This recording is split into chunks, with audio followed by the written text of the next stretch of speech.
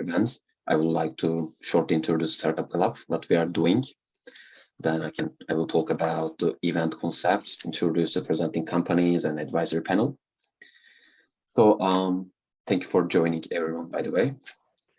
So the Startup Club is global entrepreneur community. We connect startups with investors and other stakeholders through investment conferences and industry-specific pitch nights, as well as we provide them with various services such as business plan, business valuation, social media plan, pitch deck review, pitch deck design, and also fundraising support. So we are a platform for startups to support them in their growing journey. And tonight we have 5 great companies lined up and 4 advisors, actually 3 advisors. I'm really sorry to announce that Gerard at NOM is not feeling well today and is not able to join.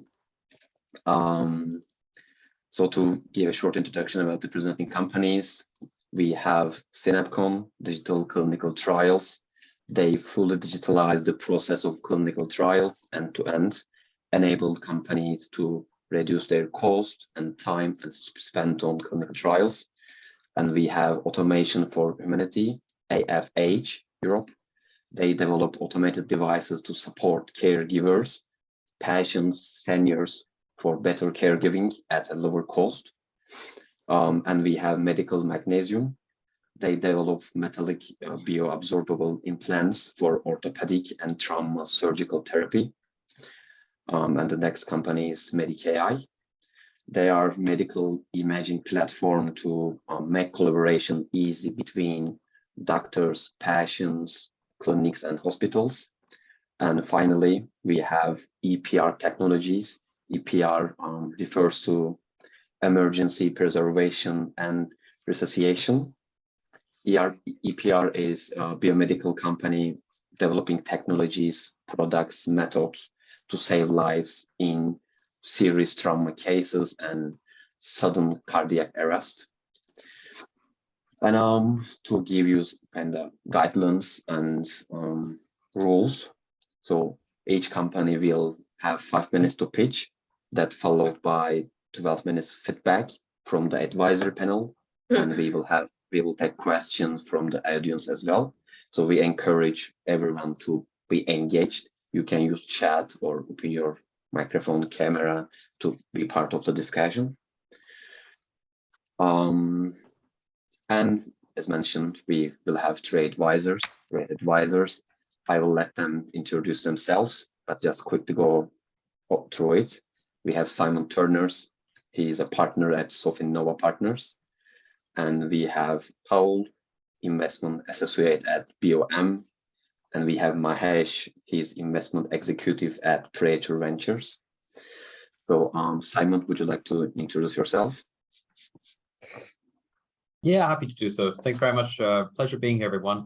My background really is focused in on personalized medicine, digital health, digital medicine type technologies, and really seeing how these new data approaches can be leveraged in the medical space to reduce times to diagnosis, correct treatment differences, and also clinical decision support systems.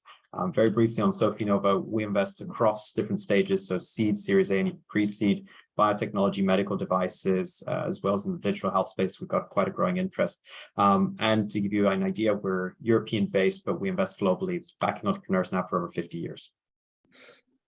Great. Thank you for the brief introduction, Simon. And Paul, would you like to introduce yourself? Yeah, sure. I don't know if I can do it that fast, but my name is Paul. I work at BOM indeed for 3 years now, so it's an investment associate. I have a background in biomedical engineering, worked at GE Healthcare for a while in the production of medical isotopes. At BOM, I've been involved in several investments, we are quite sector agnostic. We do life sciences investments, but also medtech.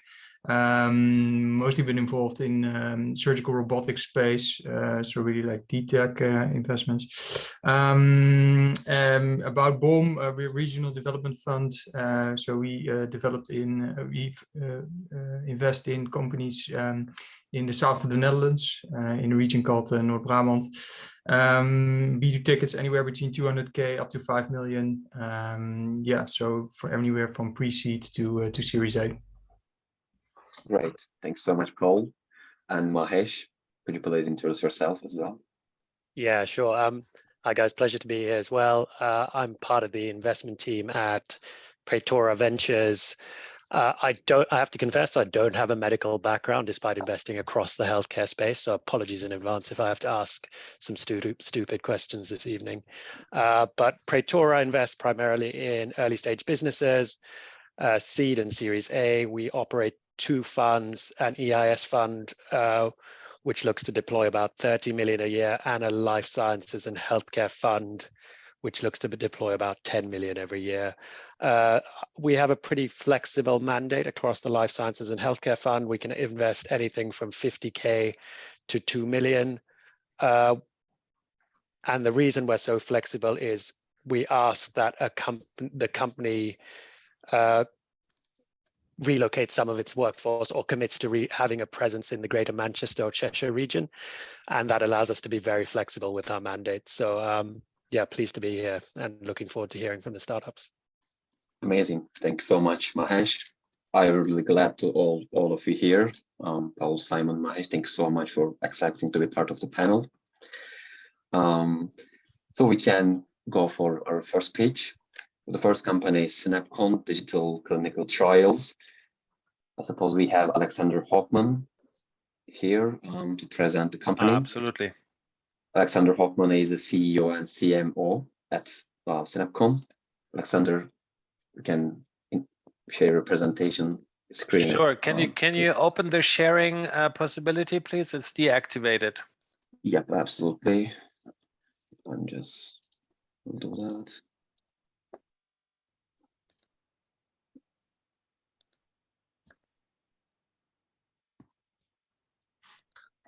Okay, now you should be able to share a screen. Excellent. Thank you so much. Hello, everybody. Thank you for having us. Very happy to be here tonight. Hello from Munich, Germany. Yeah, our company, the elevator pitch is very simple. We make digital clinical trials. So every clinical trial is taking too long, costing too much money and too much time for the patients. And what we try is to do that better, faster, and more efficient. There is one very interesting lock-in for us here in Europe. There is a new federal law that every device manufacturer has to do a clinical trial before giving out anything to the patients. So actually we are in a very interesting market timing, let's say, for what we offer. So what do? We have, as I told you, digital standardized clinical trials. We cover the whole process of the clinical trial, which is very interesting. The more, like the other competitors that we have in this market, only do segments, most of them. And if they do more than just one segment, they're much more expensive than we are because our system is modular and it's very, very simplified. As some of you don't know so much maybe about this medical area, I can tell you in a quick shot that clinical trials are a very complicated and long path. Yeah, you have to start with a study design. Someone's speaking here. Can you please all mute? Thank you. Yes, sorry. Then the patient selection, data management, study report. It's a very complex field. And what's nice for us, it's that it's not only about medtech companies, but also the pharma companies, the biotech companies, institutions, or the CROs, which are the organizations working for all these people, can use our software. They can buy it, they can use it, they can save money and time with it. And this actually saves lives, because if you bring a drug or a medical device on the market faster, then you reach more people. Yeah, of course you have a better ROI for the manufacturer, but if the doctor doesn't have to run around with paper, but now has everything digitalized and saves time, he's got more time for his patients. So as we say, we go from paperwork to patient work. Our CEO is extremely experienced. This is why we can say that we're 100% regulatory compliant. We have full regulatory support for our customers, audit, inspection, and consulting services that not many people or companies out there can provide, because we've gone through so many clinical trials already that we know what it takes. We reduced the trial time by 70%, the cost by 40%, the on-site time by 90%. As I told you, digitalization makes it possible. I can't tell all the USPs at this point, but the standardization is key here. There's a few other topics, such as pricing per study and not per user, which makes the whole thing much cheaper. If you don't have a new price with every user, or making the study bigger, then you stay at kind of a, let's say, flat rate that we offer, and nobody can bring more cost efficiency in to this game here than we do. So who are we? That's our management team. I don't have the time to go deeper into that now, but we combine, I would say, healthcare, digital marketing, and business and finance professionals, which is what you need when you have a software company. Yeah, we don't have to have, I don't know, 500 people. We're 12 now at the moment, and we're trying to stay like under 25, let's say. We got different grants and won different prizes. One of the most important is that we're supported by the Federal Ministry of Economic Affairs here in Germany. I think some of you might know the prizes. We get one after the other at the moment, so it's not interesting to mention it step by step, but people use our system. The product is ready, it's on the market, it's being sold. So like all the money that we're waiting for or that we're looking for is for expansion. Yeah, it's for expansion, for new product lines. We have a proprietary IP. We have like an existing customers, as I told you, and we're building up all the sales and marketing partnerships that we need on our own, which is not very difficult nowadays, and especially not in this surrounding, in this industry. The market, just a slide that you have to always bring. We know about the size of the market. It's going to grow bigger, as every interesting industry that one wants to work on. It's very, very strictly regulated, which is good for us because there's high entry barriers. Not everybody can just jump in and take our business. There's no significant leader at the moment, and we all lack experts for digital transition explicitly in this area too, of course. Okay. So let me, yeah, okay. Yeah, could you please speed up a bit, Alexander, actually kind of access the... Yeah, okay. So current valuation is 8.5 million. We're looking for, let's say, about 3 million, can be a little less also. That's my LinkedIn. I'd love to connect with all of you and to keep on talking. Of course, I have all the other slides you want in my backhand. Thank you. Thanks so much, Alexander. It was a great presentation.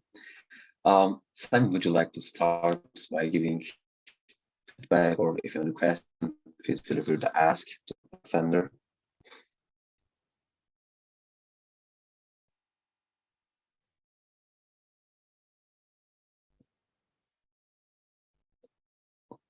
Okay. Is it me or is he freezing? No, I was not allowed to speak anymore, but now it's there working. we go. Hi. Now it's fine. Everything's good now. So yeah, thanks very much for the presentation, Alexander. I guess my biggest question is, what is kind of that critical component that you are bringing versus all the other digitized CROs on the one hand, and secondly also, let's say, the old school CROs? Because I mean, this is an extremely laborious space, you know, huge amounts of money go into this. I mean, the likes of IQVIA, Syneos, etc. How are you basically being competitive? You can call it the standardization. We simplify this whole process. If you take the IQVIAs, the RS Globals and stuff, the whole system they sell for a lot of money, much more than we do, is customized to the one enterprise they do or clinic they do it with, yeah, to the one customer. And we eliminated that. Our system is modular and standardized, and but is what, Alexander, I think that's where I'm missing it. What component? Because again, I mean, the IQVIAs, etc., whatever CROs, we've run dozens of clinical trials. They are key in hand type solution providers to say, look, here's the clinical study I would like to run. Please now go out and actually make this happen. What components are you automating?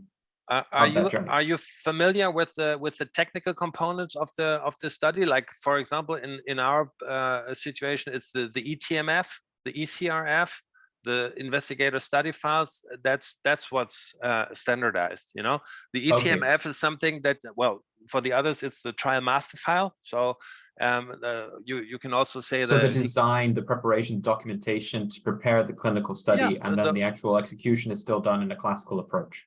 No, it's not. It's done in a the whole execution is standardized also. I mean, I cannot give you the technical insights here in this room, but I can tell you that all the components that you need are standardized to the maximum, and this is what nobody else does. Everybody else would make it fit to the or would have to adjust it to the customer that he works with, and that's what costs money and time. I mean, the setup for our software is 4 hours, and you can start. The setup for the competitors is around 10 weeks. That's one of the differences, if you want. Okay, and the actual trial recruitment process, ethical approval, etc., all of that, is that something that you incorporate into your platform, or is this something that still needs to be done afterwards? No, that's something that's not in the platform. That has to be done by the customer themselves. We can help out there. We have a feasibility portal that's being built up where you have the matching of the study centers and the study doctors and all this, but we do only, let's say, the software. That's the plan for the moment. Understood. Because my CEO had an own CRO which worked very well, but there he saw how much work that is, and he tried to take that, you know, like let's say the technical part out and standardize that one, make it cheaper, make it faster and more efficient, and leave out the rest, let's say. Understood. So you're dealing with that component of the entire, let's say, CRO process and clinical trials. Okay. If you take it from the CRO process, yes. So then how do you compare to these virtual, or dare I say, much more digitized CROs like Inato, for example, that we have here in France, which is seeing enormous traction? They could use our system as their software. They're potential customers. They're not competitors, they're customers, because they run an own software that they program to their needs, let's say, but I promise you that it's also much too much customized still, and they could use our system to increase their own margins. Got it. Understood. Okay, that's the difference. That's like putting us. That's why it's a quite comfortable situation for us, because we don't have a real. Well, you should never say that, but we don't have a real competitor because we can help everybody. You know, if even this year tonight I have a dinner at a big CRO convention where I will tell them the same. We're not competitors, but they can buy our system. I'm still going there. Understood. Yeah, thanks, Simon. Paul, Mahesh, would you like to continue? Paul, maybe. Simon, maybe I can ask one thing. Where in France are you based? Because France is very interesting for us in our globalization plans. Where are you? I grew up in France, so. We're based in Paris, but again, we invest globally in terms of our approaches. To give you an idea, we have about 500 companies that we've invested into in the past over our 50 years. So we have an enormous amount of clinical trial experience. So hence the questions, things like that. And 500 companies in the healthcare sector, or we're exclusively life science investors. Yeah. Okay, then we should talk another day also, maybe, if possible. Feel free to connect. Would love to. Yeah, awesome, cool. Yeah. Okay. Yeah, so I'll continue. Thanks, Alexander, for the interesting talk. I think the solution is very relevant, especially with all the MDR problems that we're seeing, and some of the medtech gurus even saying don't even bother applying for MDR, just go straight to FDA. So very dangerous. Yeah. Yeah. So that's the word out there. So interesting to see developments in this field. Yeah, I was kind of having the same questions that Simon has. You know, how do you? There seems to be some friction between standardizing. Tool. I know what you mean. You know what? Which has to be optimized at some point, or tailored to a specific product, which is always different. But let's skip that for now. Then I'm interested in you say you want to raise money for expansion. What are your next target markets, and do you feel that you can use the same approach in those new markets? Yeah, thanks. Very good question, because it's a yes. It's a big yes. It's a very easy yes also. Just to answer your first point very, very quickly, it's all about the money. You know, if you customize, you can ask for more money if you are like a CRO, yeah, for example. So if someone standardizes and gets less money, he must be happy with that, and that's our case. Now, expansion and all these other plans, we have a team sitting in UK already. As I told you, I'm very francophile because I grew up in France, and France is very ahead here, also with Vivatech and Monsieur Macron in that area. So I'd love to spend a little time on that, because I think it's a very interesting market. And then, of course, we will target the US. The US have big companies doing that, but also, as always, they are charging lots of money. So I think there is a champion to be built in Europe. That's totally clear. I don't know if we'll make it to be a champion over in the US, but at least a nice EU competitor. And likewise on the product side, what we want to do, what do we need the money for, as you always asked. We needed to improve, let's say, the Web3 aspect of it, the blockchain aspect, where you can secure different, let's say, pieces of this whole process. I don't want to talk too much about that because it's a little bit confidential, but you can be sure that in drugs and patients and data, there's a lot that you can secure better with the blockchain. And also what we like to integrate is an AI system in that feasibility portal to aggregate the global data and to make a certain type of automation in this study center selection, which is not done by anybody else in the world until now, to automate that. But well, you guys have good contacts, so I'd rather talk about this one-on-one. So Alexander, maybe I can just make a comment here. I think there's clearly something interesting that you guys have developed. I think, however, the articulation of the actual value proposition and how this translates into, where your particular technology and approach fits into this entire clinical trials component of it all, that's where it's not super clear. So just in terms of pitching, and again, I say this hopefully for kind of constructive feedback, I would just clarify that a lot, maybe map out more simply, here are all the components that happen for a clinical trial from start to finish. Here is where we add clear value, and to these particular users and or customers. Right. And that's why, the CROs will basically become our customers, and they will benefit from our service, which will then reduce their costs or increase their margins by X factor, for example. I'm super happy that you say that, because I have that slide. I just threw it out because 5 minutes is super short. And if you say so, I will put it back in, throw another one out. I have that how do you say, like put one under another, like this is the trial and this is our products. I mean, it starts with the feasibility, then comes and at the end, maybe you have even, I don't know, blockchain security on top of it. I have that, just threw it out half an hour ago.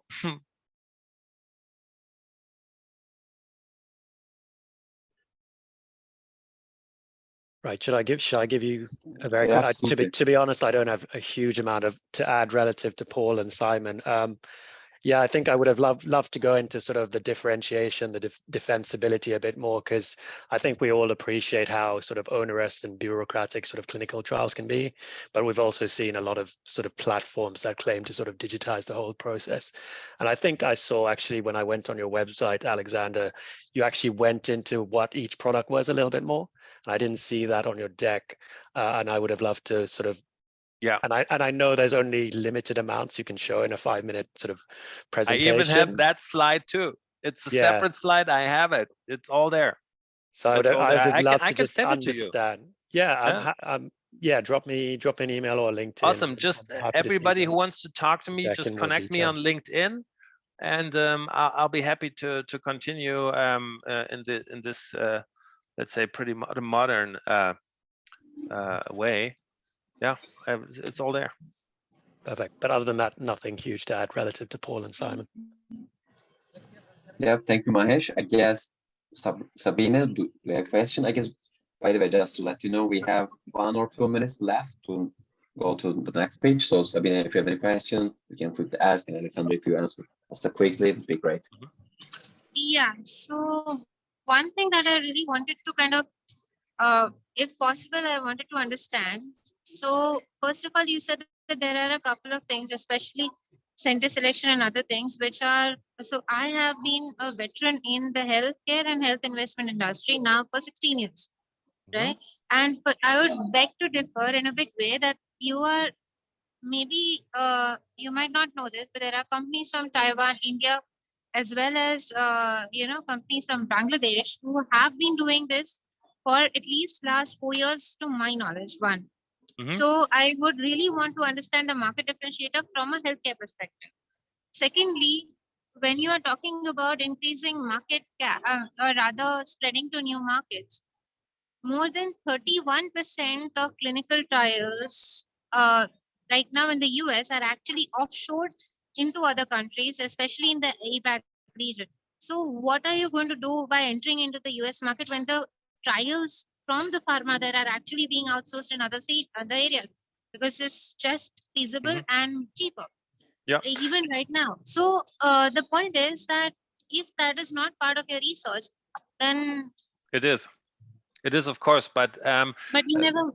Yeah, I cannot mention everything in 5 minutes, sorry about that. Fast answer to your first question, the key is automation. Yeah, I mean, there is also competitors here in Germany that try to build up. I mean, everybody wants to make a portal, yeah, and to do some matchmaking between whoever. And if we just would copy that system and say, hey, we're going to integrate a portal about study center selection in our software, that's not enough. So the key is automation in that matching process. That's all I can say here for now. And concerning India and the APAC region, if you have a customer in US that does that and gives it out, we can follow with our software. That's, by the way, a question from Simon, I think, or from Mahesh, I don't know, who said, like, how do you want to roll out globally? It's very simple. The software and the word language of clinical trials in biotech, medtech, and pharma is English. So it's very simple to roll this out to India, US, or wherever, Singapore, because it's always the same pattern. So Alexander, it's not about that. You also mentioned that a lot of work that you want to do. By the way, I apologize for that, but we already exited time. I think for me the answer kind of was satisfied. But if you have more further questions, you can connect Alexander, or you can use chat if you want to see. Thank you, everybody. Sure. Thank you. Sorry about that. Thank you. No problem. Okay. Thank you so much, Alexander. It was a great speech, and you answered questions very clearly in a short way. I believe investor in the audience will get in touch with you. And I actually also shared your pitch decks here in the chat. Very nice, thank you. But obviously for other materials or longer extended deck, they can contact you on LinkedIn, they can email you. So thank you. Excellent, thank you. Thank you so much. And the next company is AFH Europe. Samuel, CEO of the company, will present. Samuel, feel free to share your screen and start your presentation. And Samuel, just maybe before you start up, I just wanted to say I apologize, but I'll probably need to drop off at about 18:58, so it's in about 20-something minutes, just a FYI. Sure, no problem. Just quickly getting into this, I'm Samuel Hoy again, the CEO of Automation for Humanity, AFH Europe.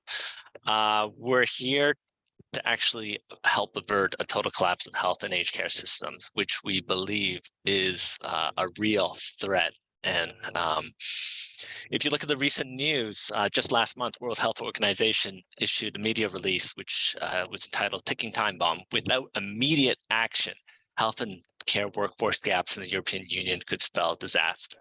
And among one of the key findings were reports as many as 9 out of 10 nurses had declared their intention to quit their jobs. This is in the EU region. In France and in Canada already, this year, emergency rooms at hospitals were cutting back services and shutting down amidst the staff shortage. And the BBC has been reporting just this month that a record number of nurses has been quitting the NHS. In the US, 35% of nursing homes are very concerned about closing due to a lack of staff. And this is a problem that you deal with in conjunction with expensive aged care, which is actually increasing, and there's huge pressures from nurses' wages to increase this even more.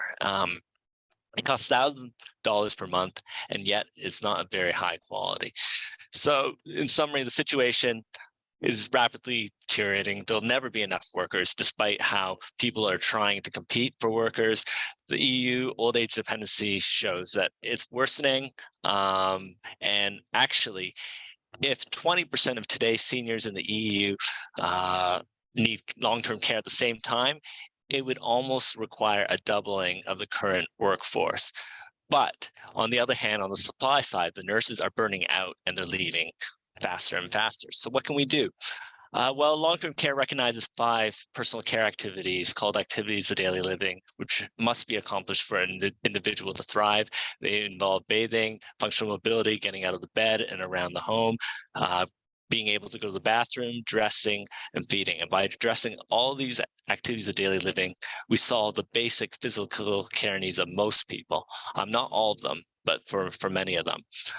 Among them, there are 2 that are especially relevant. They're getting out of a bed or chair and bathing or showering. Bathing, because if you lose the ability to bathe, you're 5 times more likely to develop another disability in another field. A lot of people associate that with depression and people giving up and not trying anymore because, bathing is such an intimate function. On patient transfers, 12% of nurses leave the profession every year because of back pain. There's huge other costs from productivity standpoints and liability associated with back pain and lifting. So our solution is the only one that automates this, that does not require labor to operate. Labor is optional. It can be done independently by the patient themselves or with someone with minimal strength like your grandma or a 5-year-old kid. So here I'll show you a quick video of the system that automatically moves from a bed to a wheelchair, can bring them to a dining room or to the toilet or to our sit and shower device to bathe and return. Here's a prototype of a system being developed here in Poland. This is the basic model. The user just has to lift their hands and they'll be transferred to a wheelchair. And this will be piloted in the Netherlands next month. We're working with VNs there on pilot trials, and this is a self-driving wheelchair. The sit and shower device, we have not started mass marketing this yet, but it launched just prior to COVID in Singapore, where it is being used in a number of hospitals already and been recognized by Singapore government funding agency for proven productivity outcomes. So what are the benefits? In an institutional environment, anecdotal evidence with sit and shower We've made some estimates, and it can save tens of thousands of dollars for nursing homes and hospitals, because they can move from 2 caregivers taking care of 1 patient to one caregiver taking care of 2 patients in bathing. Automated transfer systems, these are just estimates based on research on the costs of musculatory injuries and anecdotal evidence on the timing and how long things take. Now, if we're able, because transfer and bathing are such serious disabilities, to keep people at home, this would result in a 75% lower cost of care by allowing people to age in place as compared to institutional care. And among this, only a fraction of the cost is actually for our product. So from a sustainability standpoint, dignity, independence for the patient, the families will have an easier time with it as well. For the caregiver, greater job satisfaction, less injury risk. For the payer, obviously, it's much lower. For policymakers, devices are much easier to scale. This would obviously be very financially lucrative. Just a small amount of penetration would allow us to become a unicorn. The game-changing potential of our technology, again, we're the only one that can simultaneously decrease cost of care, increase supply of ADL care, and be more accessible to society at large, because technology, robotics is available 24/7. And by doing this, we can really change the standard of care. And this is just from Singapore, just proof of traction there. We just started a pilot trial in Poland just a few weeks ago, and the early results is that we're confirming the same productivity benefits. And that's just a brief of my presentation. If you have any questions, I'll open it up now. Thank you. Thank you for the great presentation, Samuel. I'm sure our advisors have some comments and questions. Can jump in, whoever wants to jump in. Simon, yeah, happy to. Yeah, thanks, Samuel. Very interesting. Again, this makes total sense. I mean, you're preaching to the choir in terms of you've got burnouts all over the place. You've got unmet medical need, which is growing day by day, aging population, high risk chronic diseases, more patients that are diabetic or need to be taken care of, etc. So, your theme fits, I think, extremely well with the current unmet needs. I was curious to know more about your business model, really, because I got the feeling that it was a one-off cost almost that you were providing. And I'm just wondering if actually a service model would not be even more interesting. That way you would avoid higher kind of CapEx costs and you could actually push us into the opposite side of things. And also for you, it just means that you're able to generate recurring revenue, which is always a very interesting component from an investment perspective. Sure. So there's a few models. One, again, we're working with for the capital equipment, right? But this is actually just the starting point. We are also, once we get over the initial hump, we're looking to work with financial companies on a leasing model, because then you could change, let's say our bed, our transfer bed, the automated wheelchair, our sit and shower device. If you lease it out, you could change it to just a few $100s per month, right? And for nursing homes which are paying, you're paying thousands per month, a few $100s per month makes a huge difference. And so that's our ultimate goal. I'm not sure, we have the resources to do that without a financing company. So that's perhaps the next step. We're also working, and I can connect one-on-one later on. We've got other things on the pipeline. We're partially funded by EU grants, and we're studying remote robotics, things to help dressing. So we're going to actually handle all the activities of daily living. So some of those will come with subscriptions, recurring revenues there. So there's different facets of the model. I want to say that, yes, recurring revenues are important, but we're also very intent on making an impact. And so we have a lot of dealings with governments right now. So maybe just to complete on that, and one of the things that we're seeing enormously in just kind of the general sectors, and this is kind of true across healthcare services, there's a lot of consolidation going on. And private equity is extremely active in terms of acquiring radiology clinics, chains, etc., and they're always trying to go for economies of scale. One of the big areas, of course, is also nursing homes or, care homes of particular types. It would probably be interesting that you try and get into contact with a couple of those types of homes, because for you, in terms of scaling quickly, if one of those adopts your product and basically, or services, and shows that, wow, there's enormous financial benefit to them to do so, these chains are so massive that they can then say, okay, the economics here are just that they're obvious. We must therefore take automation for humanity and scale it across the entire chain. So with kind of one single pilot study or one single pilot center, suddenly you have access to a massive potential install base coming up from it. Just a thought. Yeah, no, absolutely. We actually have a few discussions going on with some of the biggest ones in Germany, and we're working with the government long-term care expertise centers to help accelerate it and others. Very cool. Thanks, Simon. Mahesh, would you like to continue? Yeah, sure. I think, like Simon said, I completely see the potential of this product, huge market, aging population, shortage of healthcare staff, all that sort of stuff.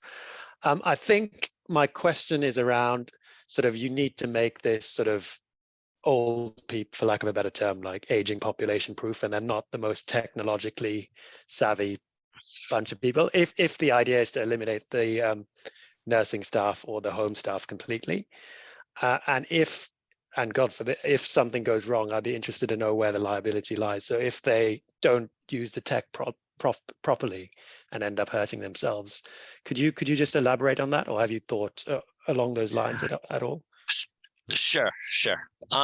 So there's definitely a lot of regulation around that area. The easiest way would have been to make it voice controlled, but medical device regulation would not allow you to do that.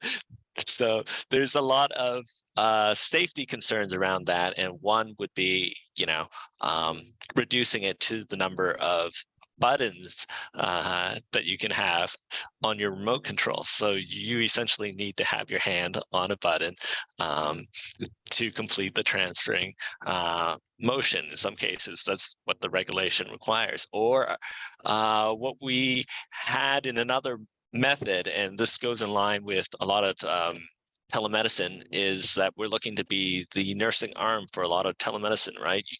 You can't give physical care right now. And one of the possibilities is to use a thermal camera or something that will guarantee privacy and have some remote operator operate it.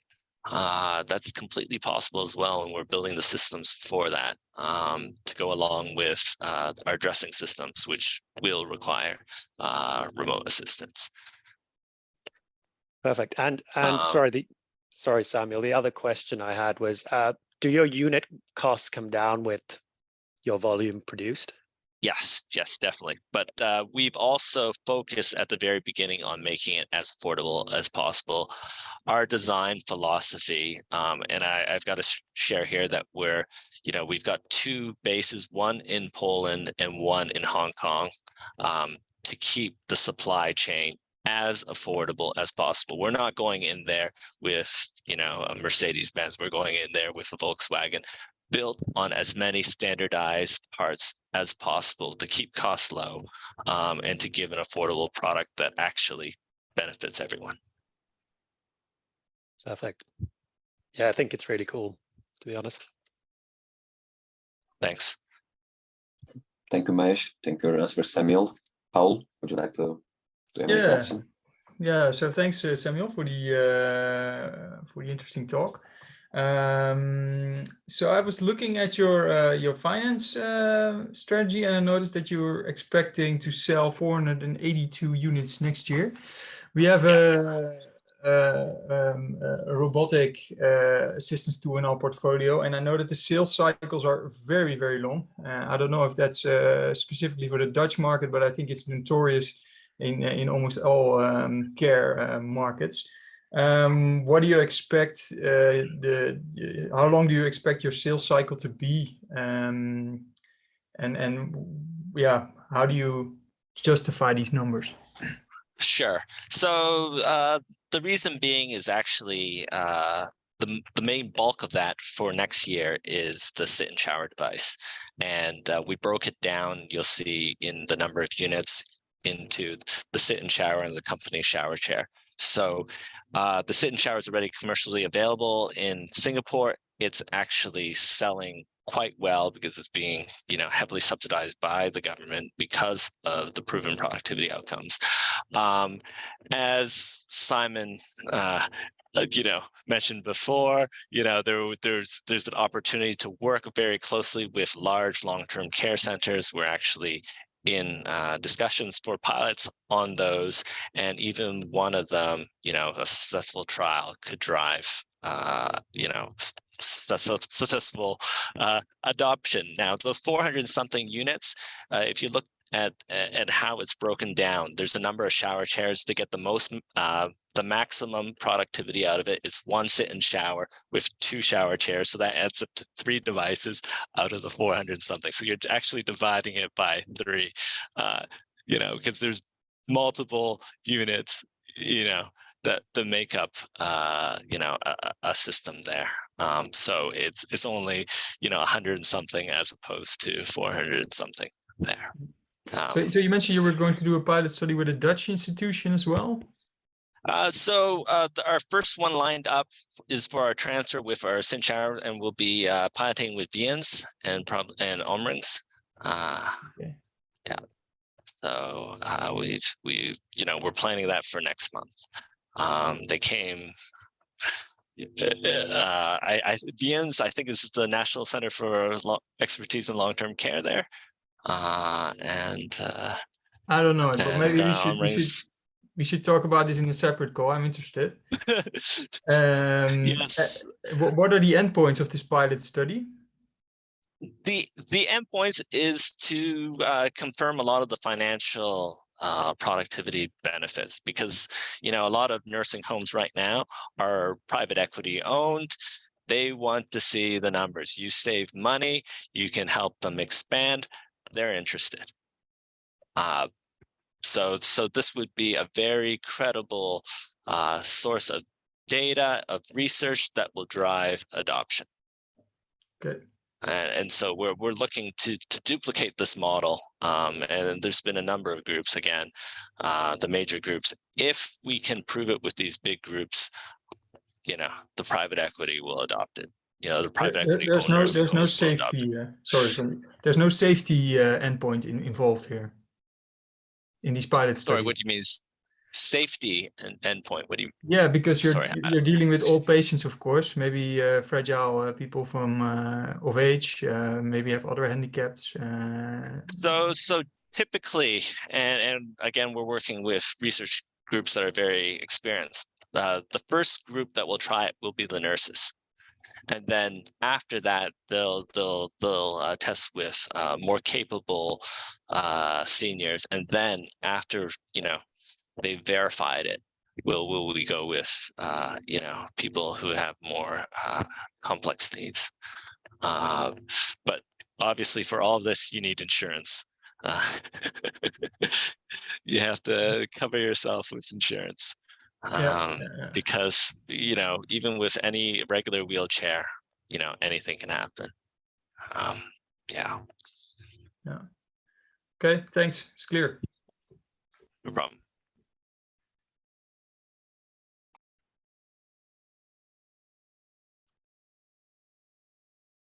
Yeah, thanks so much. Any other questions? Yeah, actually, we also hit the time, but there's one question in the chat. I will just read that. If you answer very quickly, Samuel, it'd be great. Then we'll need to move to the next page. Yeah, so there's more than just an institutional thing. There's a home care aspect of it as well. Yeah. Okay. Great. Thank you, Samuel. Thank you for the great presentation and answering the question clearly. And the next company is Magnesium. Florian Kopper's CEO of the company will present. Florian, feel free to share the screen. Okay, feel free to start. Go ahead. I just maybe wanted to say I'm very sorry I need to drop off, but listen, everyone, it's been a pleasure. Please don't hesitate to reach out. I've had a look at the decks and happy to take this offline otherwise. Thanks very much. Have a good evening. Yeah, thank you so much, Simon. All right. Hello, I'm Florian, co-founder and CEO of Medical Magnesium. It's a real pleasure to be here. Imagine you have a knee injury in which a bony cartilage fragment shears off your joint surface. Chances are very high that after first painful surgery and an implantation of a permanent metal implant, you will most likely undergo a second major surgery. It will take you several months to get back on your feet, and additionally, it's a very expensive burden to every healthcare system around the globe. More than 4 million similar surgeries are performed per year to remove permanent implant material. So why isn't there any implant material that disappears after the bone is healed without any such removal surgery? Medical Magnesium overcame this technology gap by combining an innovative medical-grade magnesium alloy together with a patented surface conversion to create an implant platform that we call MMX. And therefore, our implants combine the best of both worlds: stability of a metal and bioabsorption in a controlled manner. Because of the elimination of the removal surgery and the formation of new bone tissue, Medical Magnesium addresses a clear clinical need. We're providing better patient outcomes because our implants either reduce the healing phase by half, or in any case, they restore the natural state of the bone. Come on, no one, and I really mean this, no one wants to go under the knife a second time. And of course, we significantly reduce total cost of care.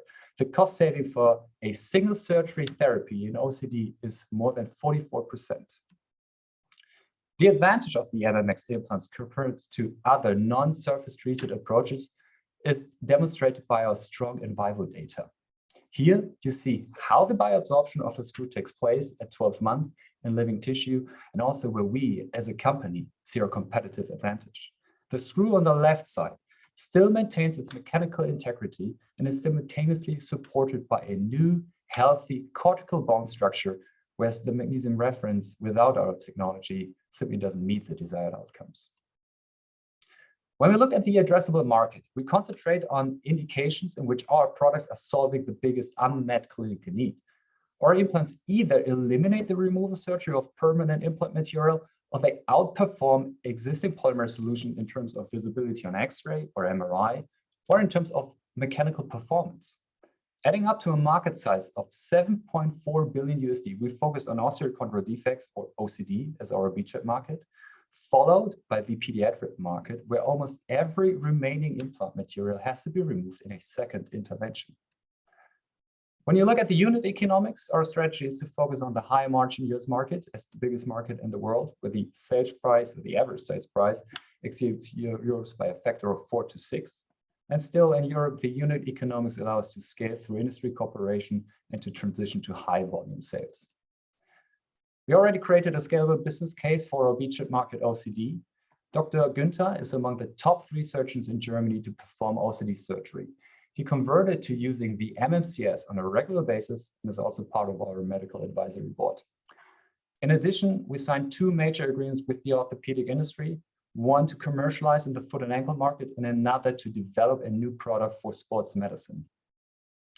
We're a team of 18 that is eagerly working towards our vision to significantly improve surgical therapy.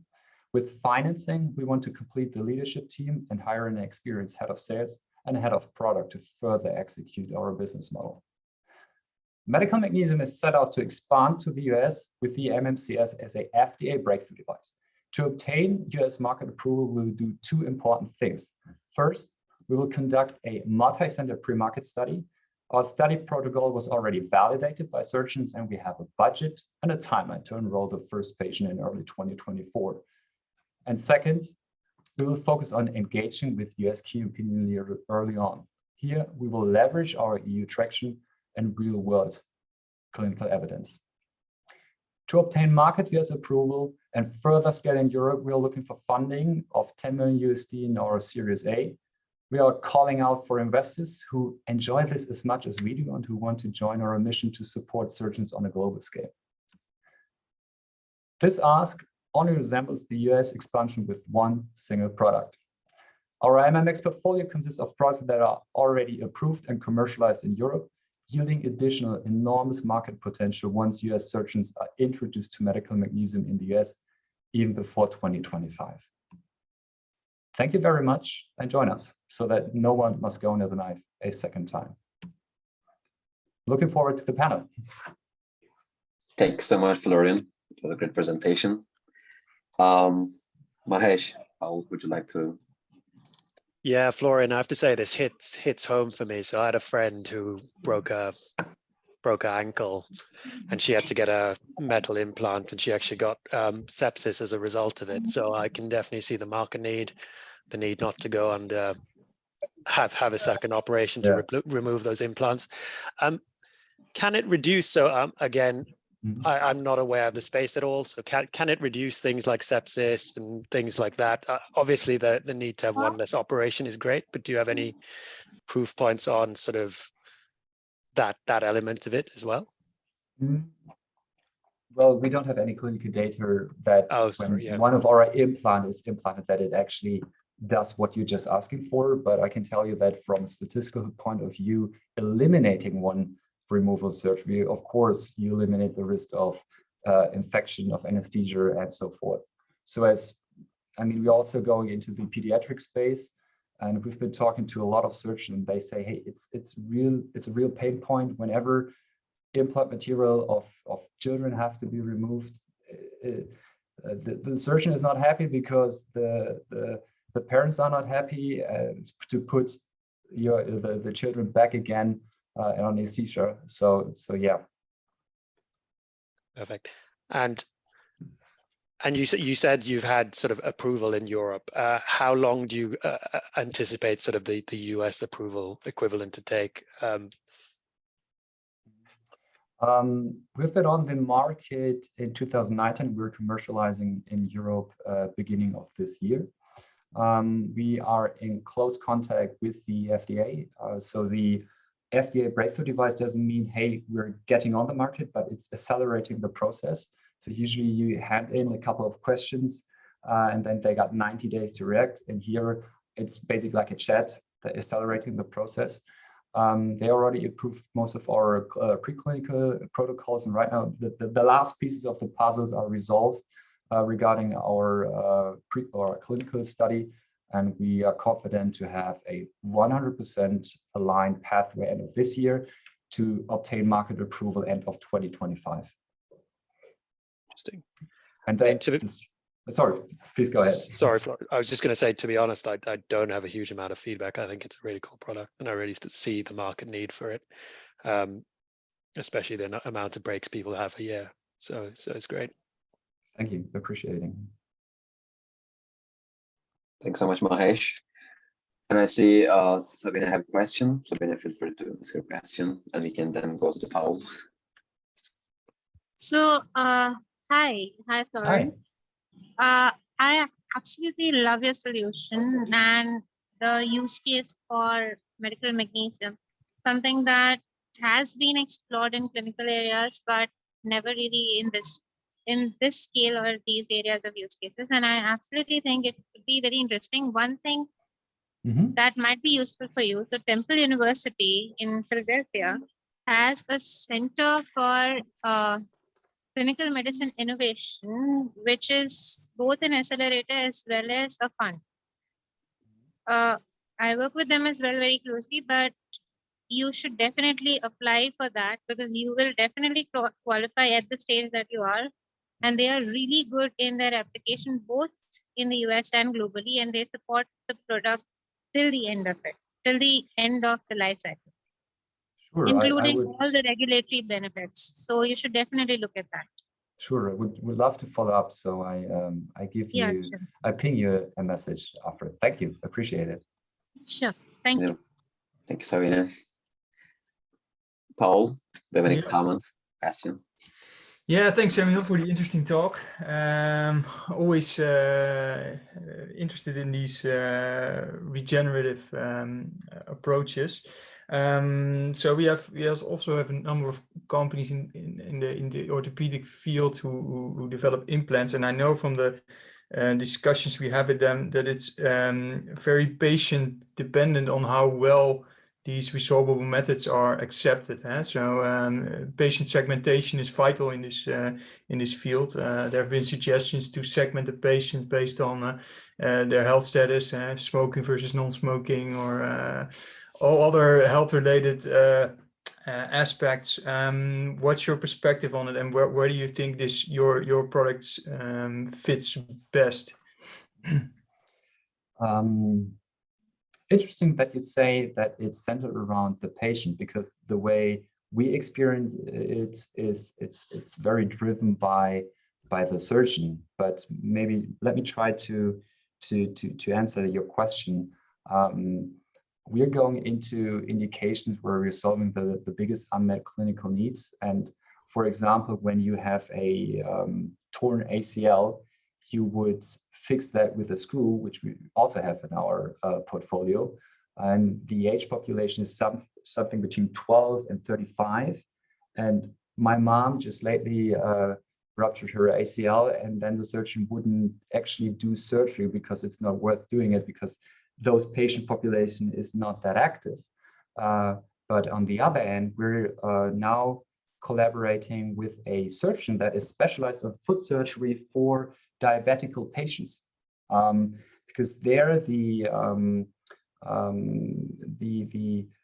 biomechanical processes are a little bit hindered or blocked, and a lot of times regular titanium screws really don't do the job, because the bone is so fragile that when it breaks, the still hard implant causes a lot of troubles. And with magnesium, so far he's making a pretty good take on that. So we're just on the market beginning of this year. We have a focus on osteochondral defects and on forefoot surgery, followed by pediatric surgeons. And we're happy to explore all these more patient population-centered approaches. Yeah.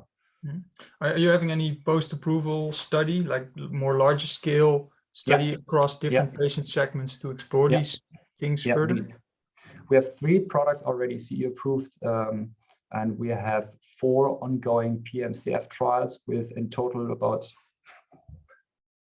180 patients. And we have a 5th study, not we, but it's an IIT that is done on the University Clinics of Hamburg. And subsequent to that, not subsequent, but before, we have a set of 5 preclinical data sets, and right now we're doing another GLP trial for American approval. Okay. And final question I have is can you say a bit more about the placement of the of the screw? I know it's quite vital, especially in joint areas, to prevent kissing lesions and such. Do you have assisted tools for that, or are surgeons used to working with these materials? We basically develop a plug-and-play solution. So technically speaking, a screw stays a screw, and the driver still is a Torx drive. But it's like a key lock mechanism to have like a self-holding mechanism. So we developed also our own instruments. We are also providing to the clinician to really provide what we call a very good surgical user experience.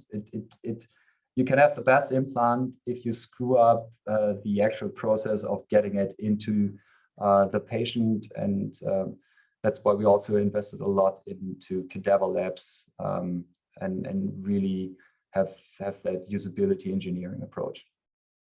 Okay. Yeah, I'd love to hear more about that, but I don't think we have time. But I agree with it fully. So, thank you.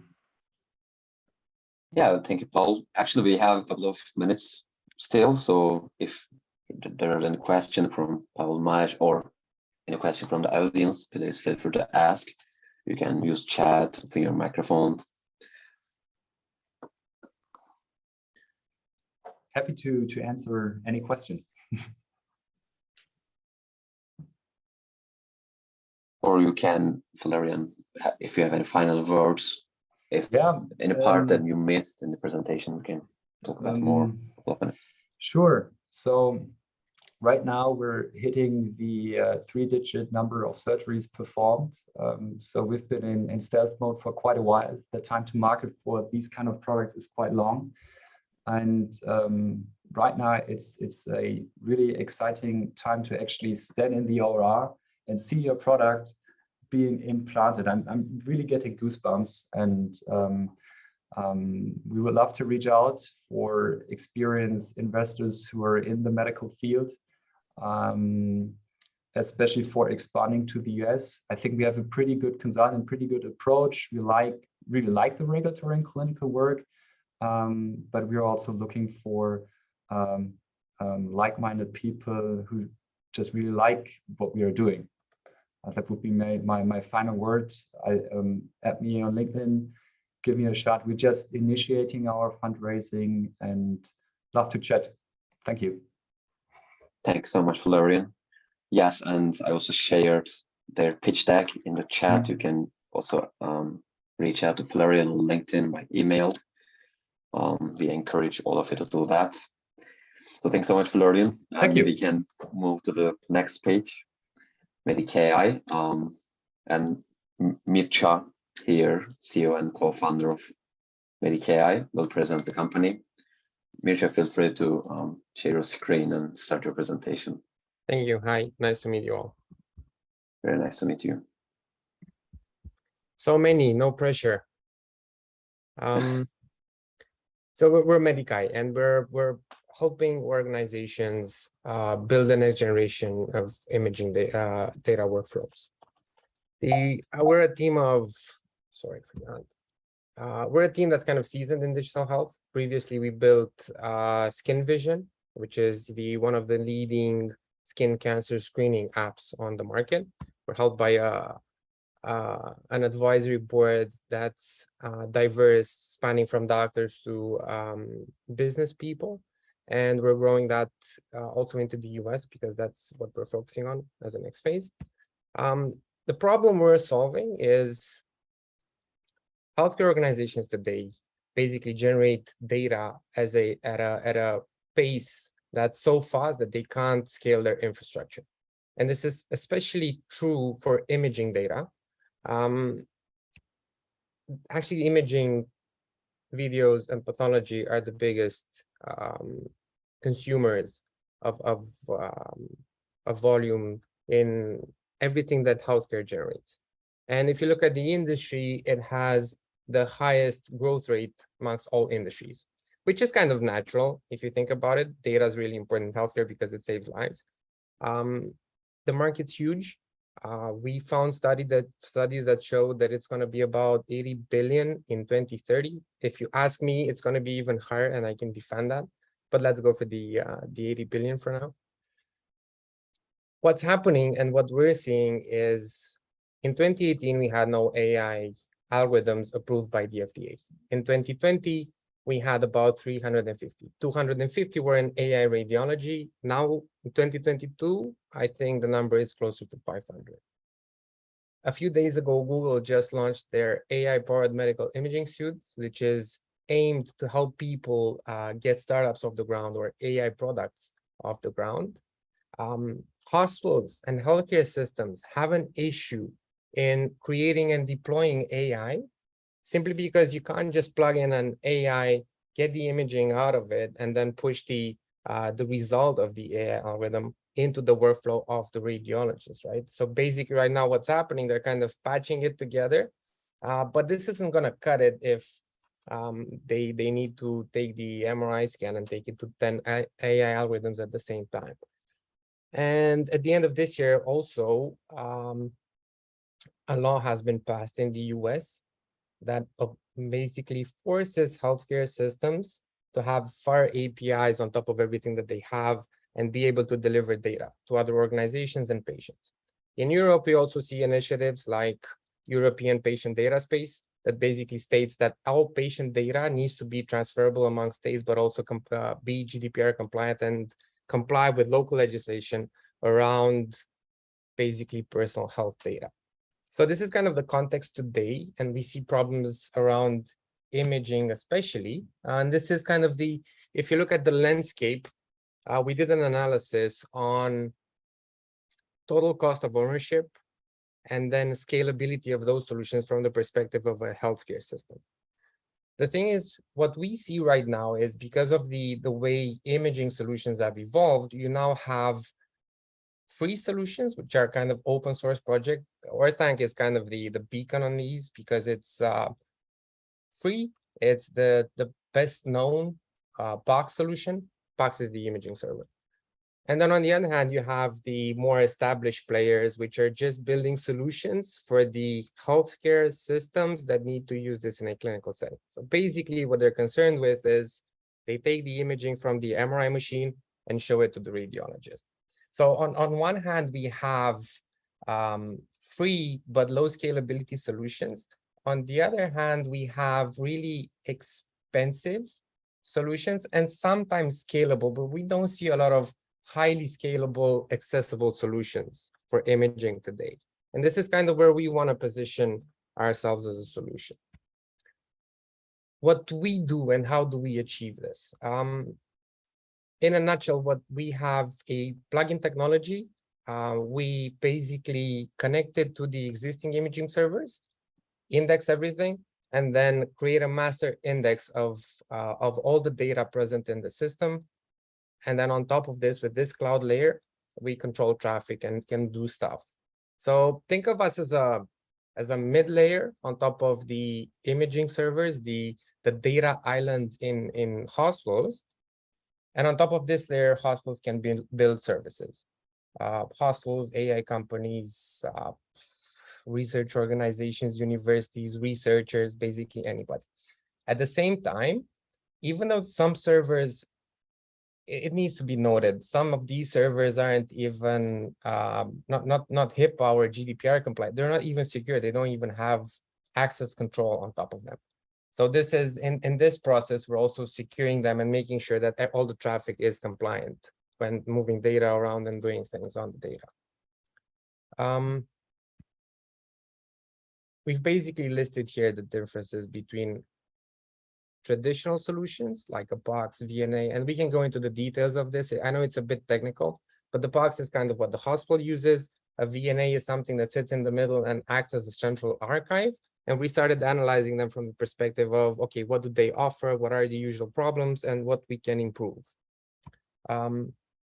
We're currently, the solution we're selling for the last 2 years, we now basically managed to get it into 50 hospitals and clinics.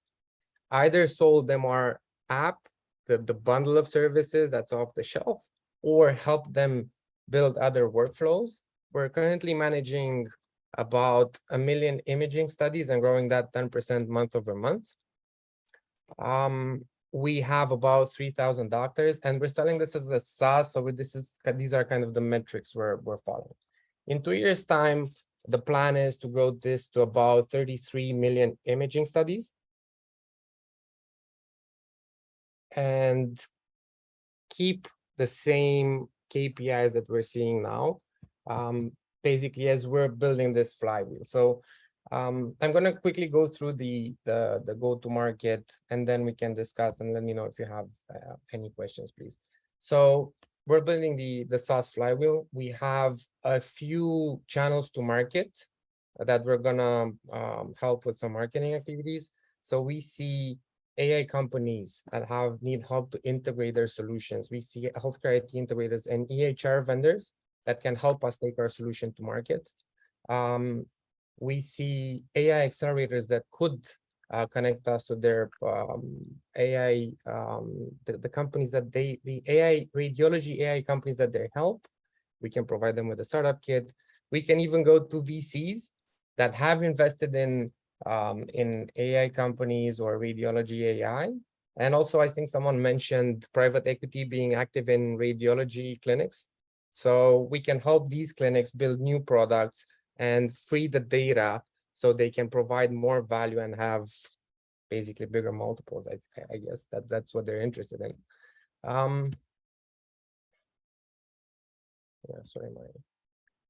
In terms of packages and how we're selling this is, as I mentioned, we have a app, which is a bundle of all the services we've built. and this is for the smaller to medium enterprises, or we can go with a backend and API offering to larger organizations that actually have the capacity to build new apps and new flows on top of our technology. We've already done some partnerships. So apart from the hospitals that I mentioned, we were already working with Microsoft. We have some pharma-sponsored projects, both in our native country of Romania and then the surrounding countries in the region. We're cloud agnostic, so we work with basically everybody, and this is also how we comply with local regulations. So we can take the data, put it in AWS, Microsoft, Google, doesn't matter, even on-prem. And yeah, we've done some really cool stuff with also helping Ukrainian cancer patients that couldn't continue the treatment in the Ukraine. So through our flexible infrastructure, we helped US doctors evaluate these patients in the Ukraine, and based on the treatment needed, we directed them to different clinics and different geographies based on the needs. And we did it, we set this up in a week. We kept it both GDPR and HIPAA compliant. So really, really cool. Please reach out. These are my contact details. Connect to me on LinkedIn, and please, if you have any questions. Thank you, Mircea. Thank you for the presentation. Actually, we exited regular pitch time, but since we have less advisor right now, so that's why I let Mircea to continue use that time. So to also make sure for the rest of the companies to be fair for everyone. So Mahesh, do you have any questions and comments? Paul, do you want to go first this time, or shall I? Well, I'm actually on thin ice for this proposition because I have no IT expertise whatsoever. So go ahead. So Mircea, thanks for the presentation. I have to confess, I didn't completely understand the solution. So could you explain why you need that sort of node layer? Is it just because the architecture is so old that you almost need to make sense of the data before processing it in the cloud, or? Yeah, so it is. And the other reason is all imaging data is generated under a format called DICOM, which was basically engineered through 30 years ago. And it's really cumbersome. That's the problem with it. And nobody, I mean, if you look at the healthcare system, nobody cared about making things interoperable up to, I don't know, it started in 2005 when the US government basically forced healthcare organizations to get digital patient charts, and imaging was kind of left behind. Sure. So right now, what we're seeing in the system is 95% of the cases, hospitals have these on-prem servers that get this type of data from the MRI machine, from the CT, PET CT, whatever, store it on-prem and make it available to radiologists. And then in recent years, they've basically expanded these flows to other departments within the hospital. When COVID hit, a number of things happened. Radiologists started saying, okay, we need to work from home and find teleradiology solutions. So a lot of these systems build a basic, security layer like username and password, or basically put these systems in a VPN, which is neither compliant nor secure. Sure. Nobody really. So basically, forget I said all of this. All you need to know, just to get an idea of how imaging infrastructure is today, just know that a patient today still goes into $1 million machine and walks out with a CD. And I think that kind of says it all. That makes sense. And I think there's no question that an AI element to sort of medical imaging, I mean, if you're able to accurately collect that data and process it and find thematics and stuff like that, so I think there's value in and of itself there. I'd love to discuss further, but I don't think I managed to get the extent of the solution from the pitch. I think connect on LinkedIn. It'll be great to discuss it a little bit more detail in exactly what you guys are doing. Sure. So what we're seeing is this: we have a lot of companies building AI solutions. We have a lot of companies building imaging infrastructure solutions for the radiologists in the hospital. We have no companies or very few companies working on a way to get the data out of the hospital and build new flows. Sure.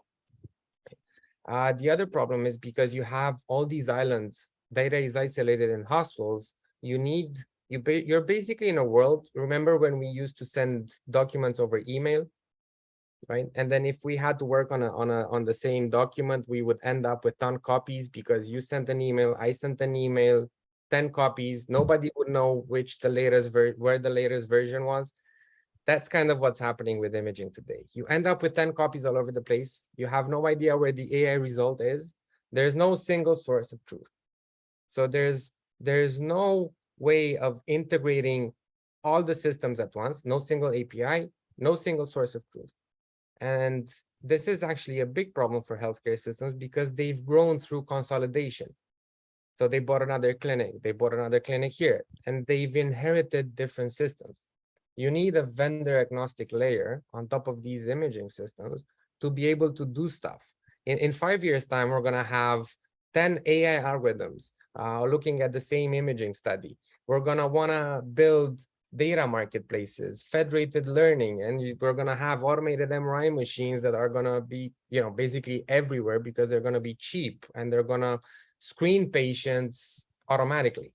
Well, which is fine, but you need a different type of infrastructure to be able to get the data from the MRI machine to the algorithm and then the best doctor possible. And you need to do it HIPAA compliant, GDPR compliant, and then you also need to take into account local regulations. Got you. Thank you.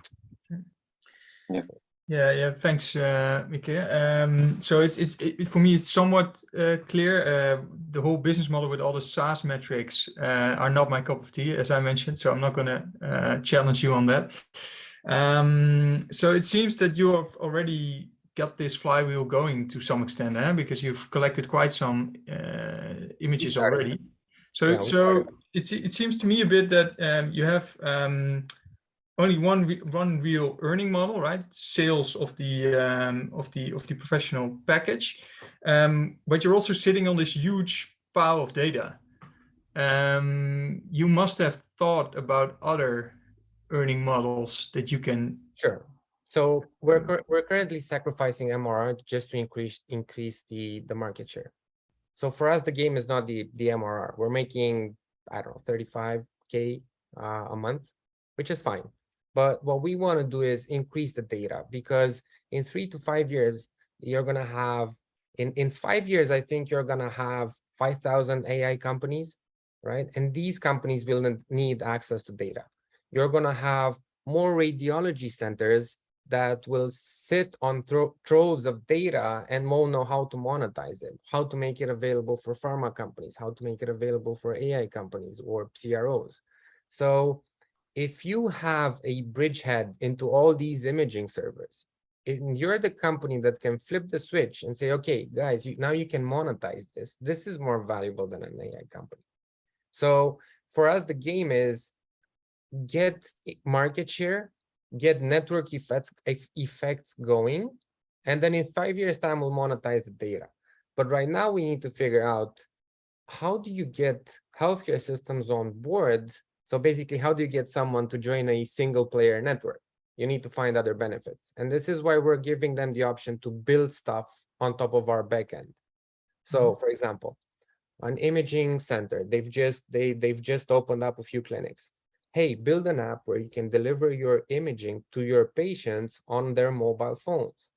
And then all the chronic patients that constantly visit your center will build their own imaging vault, right?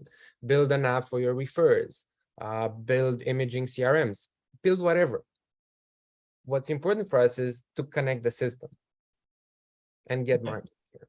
But that's not really the AI component, is it? I mean, you have such a large data set, so there must be more that you can extract from it, and simply creating a larger pile of data if you, do you have a clear picture on the added value of that, right? It seems to me now that you're just stacking up data and then hope that in the future it will become valuable for someone, but you must have concrete thoughts about who that is going to be. We looked at it, yes, and it's so basically radiologists like this. There are. By the way, sorry to interrupt. Can we like take this answer a bit short, actually, because we exceeded time and we need to go to the next page. Yeah. I'll try, but I have so many thoughts at it. So we looked at it. Radiology has 2,000 diagnostics. You'll never be the company that has all the AI algorithms. So for us, it's much more valuable if we can be the company opening up the environment for other AI companies. Yeah, so you're going to license out your data to other AI companies, or licensing is an example, but sell the data or opening up the data. That's one thing. Second thing is help these AI algorithms get into the hospitals you have connections with. Second, help the hospitals sell their data and build data marketplaces. And third, and other directions, but another example is everybody's talking about federated learning, where you take data from 10, 20, 100 sources and make up a single algorithm with all that data. So you basically avoid overfitting, any local bias, and you can do it in a safe manner from the personal data point of view. So we can be the company opening that up. Yeah. Okay. Thank you, Mircea. Paul, do you have anything to add? Or no, it's clear. Thanks. Okay, thanks so much, Paul. So the final pitch is EPR.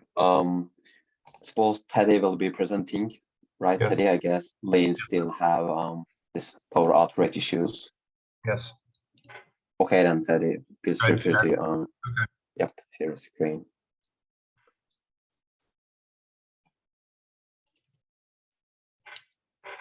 You guys see it? Yes. Right now. Okay.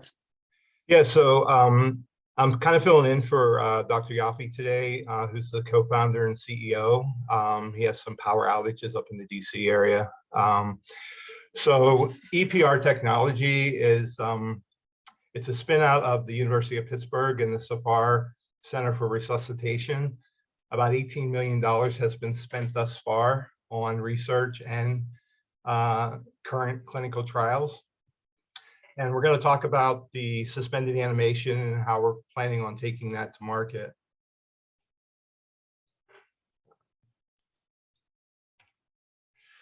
Okay, so the problem, if anyone's in the trauma industry knows, is that there's about 4.4 million annual trauma deaths and about 17+ million trauma or cardiac deaths every year. And currently, right now, when CPR fails, that's it. It's they call time of death. And in mostly all cases, they need more time. And if they had that time, the surgeons would be able to perform whatever procedures are necessary to potentially save them. So the solution is, rapidly cooling the body, putting it in a it's called profound hypothermia, or about 10 degrees Celsius. And the result is suspended animation. Now, part of that is it cools the body to about 10 degrees Celsius for about 7 to 10 minutes. And that gives the surgeons about 3+ hours where no oxygen is required, and they can make the clinical repairs necessary. And then they go ahead and they do what they call delayed resuscitation. The market itself is obviously huge. It's about a 36 billion+, and that's places that we can actually reach. There are some areas of the world that obviously we can't get to, but it's both for the will meet both the needs of the civilian and the military. And it, as I've mentioned, it buys that critical time that's necessary for the repairs. Currently, we've raised about 100 grand so far outside what's been spent in the grants. And we're planning on having the prototypes and the software ready by the first quarter 23. and we're planning on having we think we can have the 510(k) approvals with the FDA in about the second quarter, and we're hoping that we can roll out to the trauma centers initially as early as late next year or 2023. We're kind of the first in this space, and so we know that we have the ability to capture market share, and the model that we build is a residual and recurring income model. We also have projected, or our target is about a break even at about 18 months, and we have a high profit margin of about 25% in about 32 months, and we do expect a high ROI in about 5 years. I kind of touched on this a little bit, but currently there's no one really in the industry competing against us. We do know that we do expect companies like Boston Scientific and Lardell and Medtronic and a couple other ones to try to enter the market. But we do believe that we have about a 3-year window, 5-year window in order for them to kind of catch up to where we're at. This is kind of the team currently. The initial person that started all this was Peter Safar, who's known as the father of CPR. You know, he passed, but several of the members are his prodigies that had worked with him and have continued the work moving forward.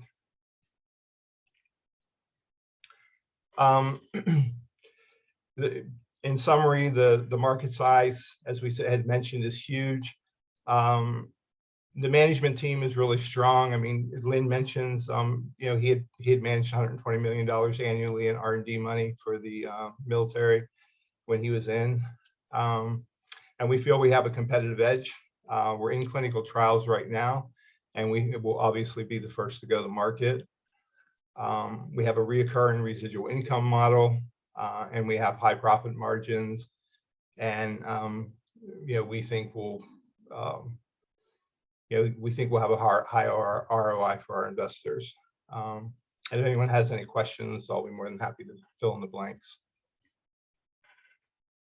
Yeah, thanks so much, Teddy, for the great presentation.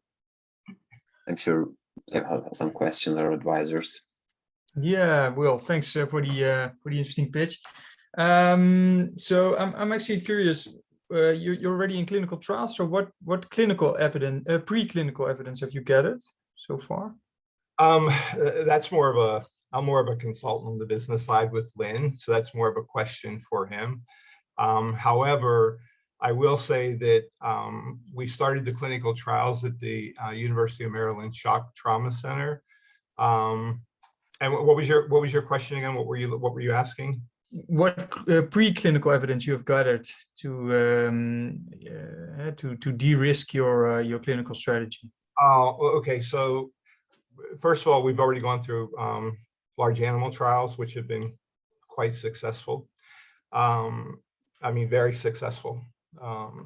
When they brought the animals back, the animals were, they actually had measures which they tested them to make sure that their cognitive function and so forth was still there, and they excelled expectations. And so some of the, I guess I can mention some of the criteria for the clinical trial that's going on now is they have to be trauma victims of severe trauma, like gunshot wounds and knife wounds, which are probably some of the worst cases.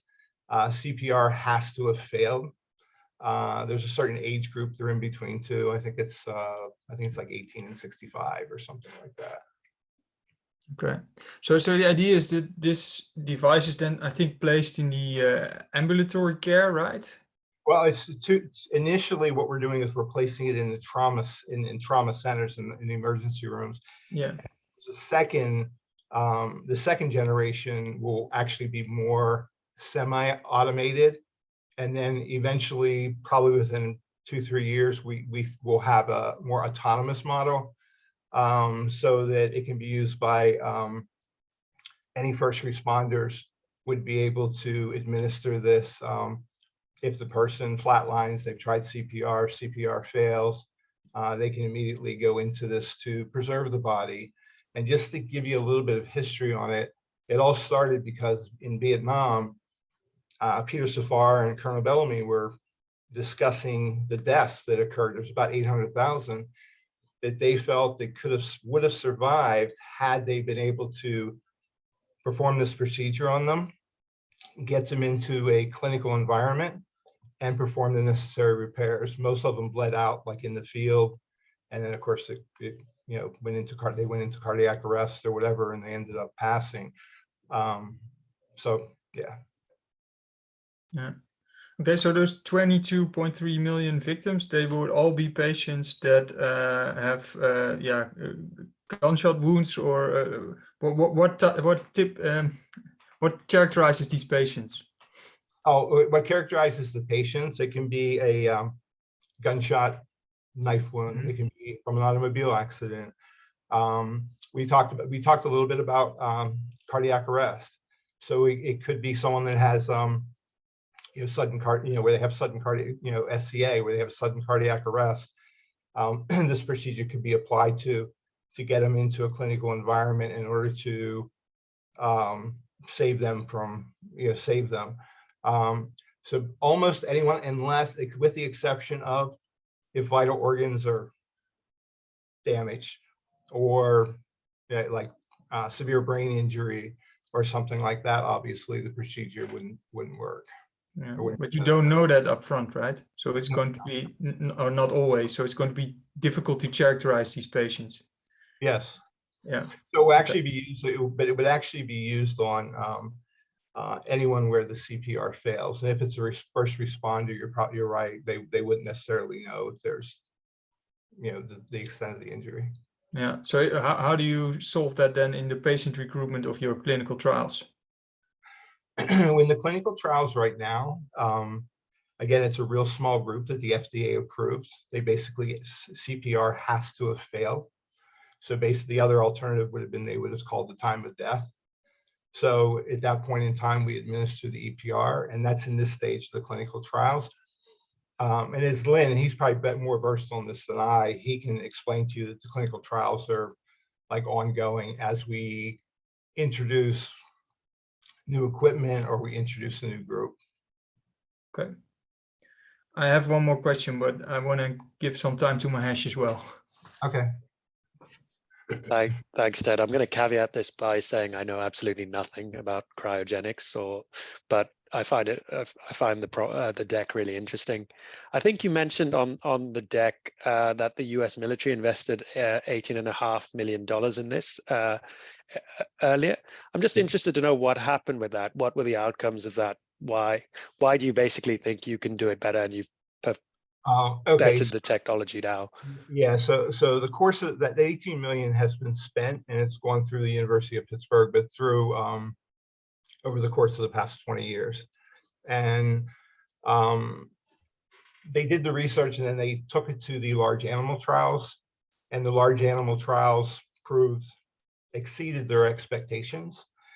And as I had mentioned, even that they tested them with like certain cognitive functions to see if they would still like do the same things after they were resuscitated, and they did. And now we're in the first phase of and I can't discuss in detail some of what's happening under the clinical trials right now, except saying that some of them have, we have only done a few patients, so I can't really get into all the details, but the results are very good. That was actually good. I don't know if you can talk about this. I was going to ask what are the side effects of this. Could you? I can't really discuss it. That's more of a Lynn for Dr. Yaffe question. But what I will say is that even patients that they've recovered, sometimes what's happened is they've ended up passing from the injury itself, whatever that was. But I can't get it. I don't want to get into a lot of details and cross that line. Cool. I think it's cool. I don't know much about the space, but I think Paul had another question. Yeah, I had one more about the development roadmap. I think it was slide 5. You mentioned some key milestones, and they're all basically in 2023. So it seems to be a very tight schedule, especially for a medical device that is going to be active in such a crucial stage of a patient, right, in the trauma stage. So can you comment on that? Yeah, I think with the part of the reason we're doing the FDA 510, the clinical trials obviously have already been FDA approved, and the 510 component we feel is should move along pretty quickly, and that's why we feel that we'll be able to introduce it to the trauma surgeons and the trauma centers as early as late next year. Okay. We're close. We're already under the. We had some a little bit of hold up because of COVID, and because there was a shortage of blood supply and some other things that they kind of put the clinical trials on hold, and so we just kind of restarted them just recently. What are you benchmarking against for your 510K approval? That's a Lynn question. That's a Dr. Yaffe question. Okay. I'm more on the business end of things. All right. Clear then. Thanks. Okay. Yeah, thank you, Teddy. And obviously, there are some questions also not answered. You can always reach out to Liam, for any question, for any additional information. If there's any question from the audience, please feel free to ask. Otherwise, we can maybe, Teddy, if you have any final comments, also feel free to make it. Otherwise, we can kind of wrap up there.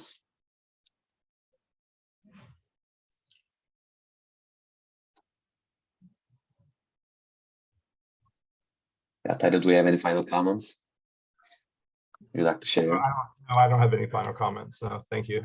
Thank you for your time. Okay, then. Thank you so much for everyone's time. Thank you, Manish, Paul. Thank you. Cheers. Thanks. Simon, Thank you. He's not here right now. And Paul, I'd love to talk afterwards. I'll let you know about our Netherlands plans. Perhaps you have some advice as well. Yeah, sounds great. Let's do that. Let's cool. link. Yeah, thanks so much, everyone. Thank you. And actually, we will have another edition of HealthTech Pitch Night on the 3rd of November at 6 p.m. European time, 12 p.m. EST. So I hope to see all of you there again. And not for today. Thank you again, and see you in the future events. Bye, everyone. Take care. Thanks for having me, Bhutan. Thank you. Cheers. Thanks. Thank you, Manish. Thank you.